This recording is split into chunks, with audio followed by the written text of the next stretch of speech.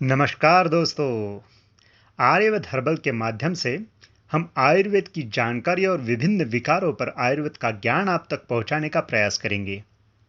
हम आयुर्वेद चिकित्सकों का एक समूह है जो आप तक तथ्य पर आधारित जानकारी पहुंचाने का प्रयास करेंगे। हम एक एक व्याधि के ऊपर 2 वीडियोस प्रसारित करते हैं, जिसमें कि पहला वीडियो व्याधि के बारे में थोड़ी सी जानकारी, उसके कारण और उस व्याधि में खान-पान क्या करना चाहिए उसके बारे में होगा, और दूसरे वीडियो में उस व्याधि में उपयोग में आने वाली आयुर्वेदिक औषधियाँ और व्यायाम के बारे में जानकारी देंगे। तो दोनों वीडियो आप अंत तक ज़रूर देखें, और अभी तक चैनल को सब्सक्राइब नहीं किया है तो ज़रूर करें। आज का विषय है डायबिटीज़। दोस्तों, भारत में डायबिटीज़ के मरीज बहुत बड़ी मात्रा में बढ़ रहे हैं।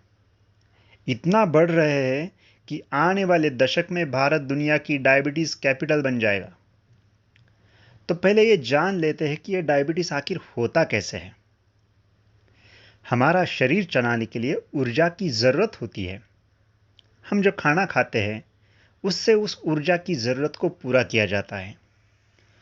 इस ऊर्जा को उपयोग में लाने के लिए हमारे शरीर में पैंक्रियास से इंसुलिन उत्पन्न होता है।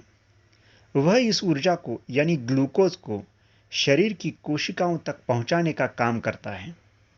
जब विभिन्न कारणों से इस इंसुलिन का स्राव कम हो जाता है, या फिर स्राव तो होता है पर इंसुलिन पूरी तरीके से काम नहीं कर पाता है, तो हमारे रक्त में ग्लूकोज की मात्रा बढ़ने लगती है और हमें डायबिटीज हो जाता है।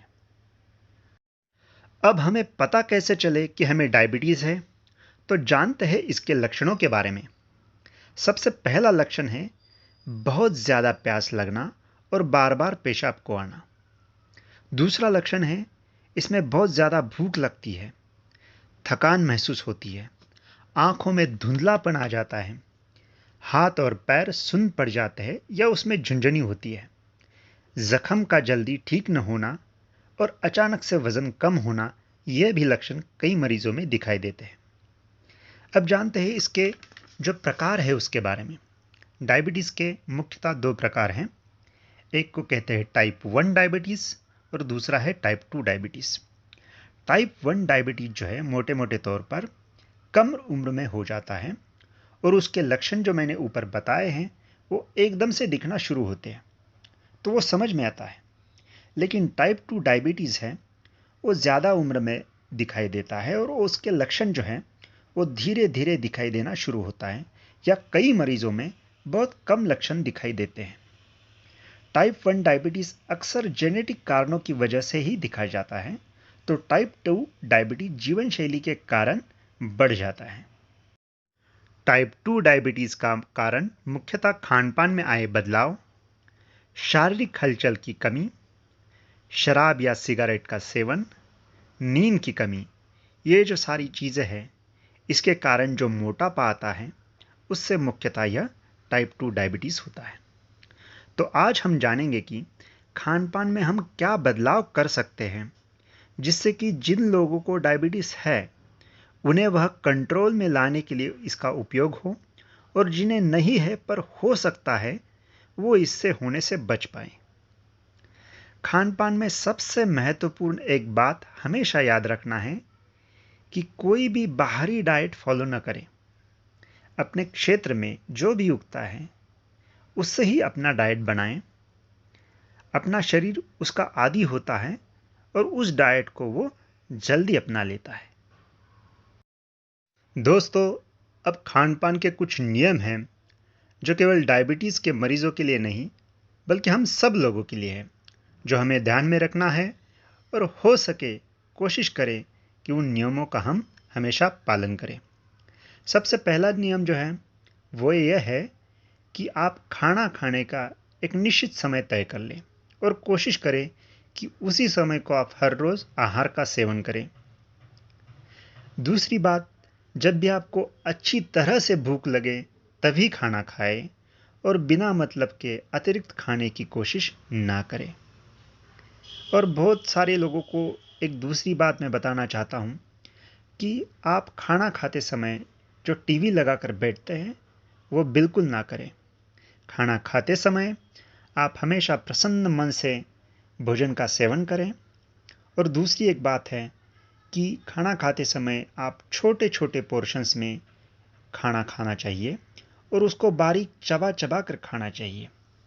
आप बड़े बड़े पोर्शंस में एकदम से खाना ना खाएं। खाना खाते समय बीच बीच में थोड़ा थोड़ा करके पानी का सेवन करें। एकदम से खाना खाने से पहले या एकदम खाना खाने के बाद में जो पानी भरपेट पीते हैं, वो जरा ये आदत बदल डालें। दूसरी एक बात मैं बताना चाहता हूँ कि खाना खाने के बाद में आधे घंटे तक आप कोई भी ज़्यादा शारीरिक श्रम ना करें, थोड़ा सा विश्राम करें। आधे एक घंटे के बाद में आपका जो भी काम है वो आप कर सकते हैं। वैसे ही रात में जब हम खाना खाते हैं तो खाना खाने के तुरंत बाद में आपको थोड़ा सा बैठना चाहिए और थोड़ा सा विश्राम करने के बाद 10-15 मिनट कहीं से टहल के आना चाहिए और उसके बाद में आप सोने के लिए जा सकते हैं। नहीं तो बहुत सारे लोग क्या करते हैं कि खाना खाते हैं और तुरंत सोने को जाते हैं, जिससे कि पाचन प्रक्रिया में गड़बड़ होने की संभावना रहती है। दूसरी एक बात मैं आपको बताना चाहता हूँ दोस्तों, वो यह है कि रात का जो खाना है वो जितना जल्दी हो सके खाने की कोशिश करें। जिससे होता यह है कि आप खाना खाने के बाद में एक्टिव रहते हैं और उसे पचाने में मदद मिलती है और आप एकदम से सोने के लिए नहीं जाते। इसलिए रात का खाना जो है वो जितना जल्दी हो सके वो खाने की कोशिश करें। अब हम देखेंगे कि डायबिटीज़ में हम क्या-क्या खाना खा सकते हैं और किस चीज़ को खाना टाल सकते हैं। यदि आप नॉनवेज खाते हो तो आपको यह ध्यान में रखना होगा कि नॉनवेज जितना हो सके उतना कम खाएं और अगर खाते ही हो तो वही खाएं जो हम अभी बताने वाले हैं। आप ताज़े पानी की मछली और देसी मुर्ग थोड़ी मात्रा में खा सकते हैं। ड्राई फिश थोड़ा कम खाएं।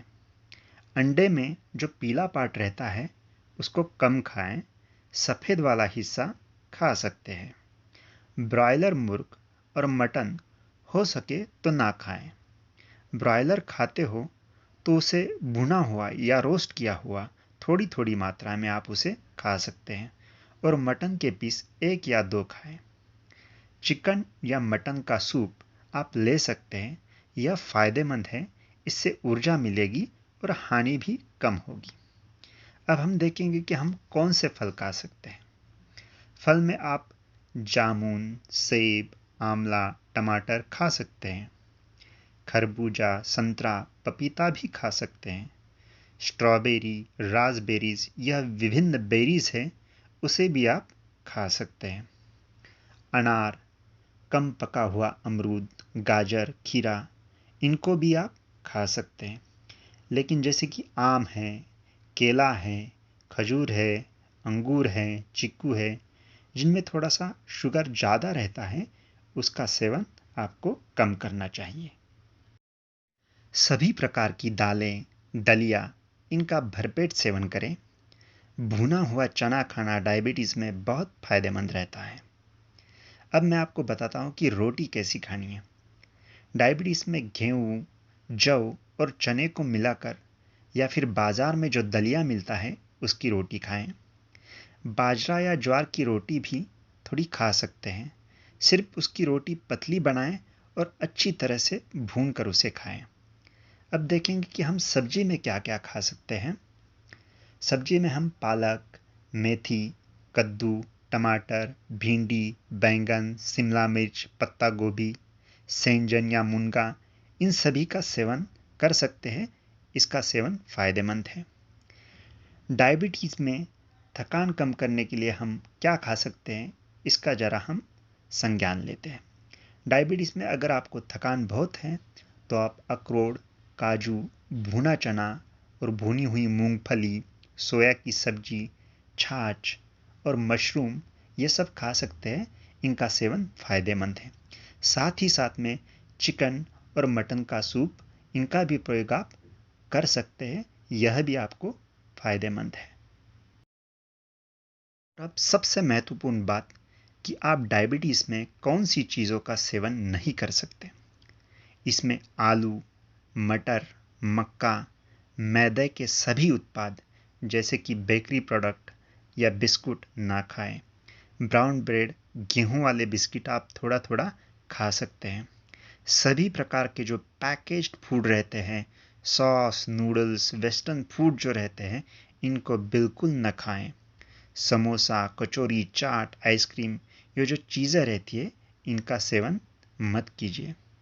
सभी प्रकार की मिठाइयाँ बिल्कुल न खाएं, और जैसे भैंसे का दूध है या विदेशी गाय का दूध है, पनीर है, मलाई है, इनका सेवन भी ना करें तो अच्छा है।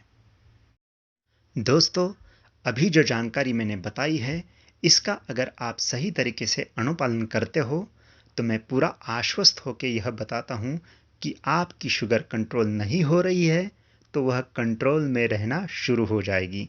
साथ ही साथ आपकी पाचन प्रक्रिया में सुधार होना शुरू हो जाएगा। इस वीडियो की महत्वपूर्ण जानकारी नोट कर लें। अगर एक बार देखकर समझ न आए, तो दोबारा इसे देख लें। अगले वीडियो में मैं आपको बताऊंगा कि डायबिटीज़ को आयुर्वेद की मदद से कंट्रोल करने के लिए कौन सी जड़ी बूटियों का इस्तेमाल कर सकते हैं, और उससे एक बेहतरीन फार्मूला खुद बनवाकर कैसे इसका सेवन कर सकते हैं। अगर आपको यह जानकारी अच्छी लगी है, तो आप एक लाइक ज़रूर करें, और अभी तक चैनल को सब्सक्राइब नहीं किया है तो ज़रूर करें। धन्यवाद।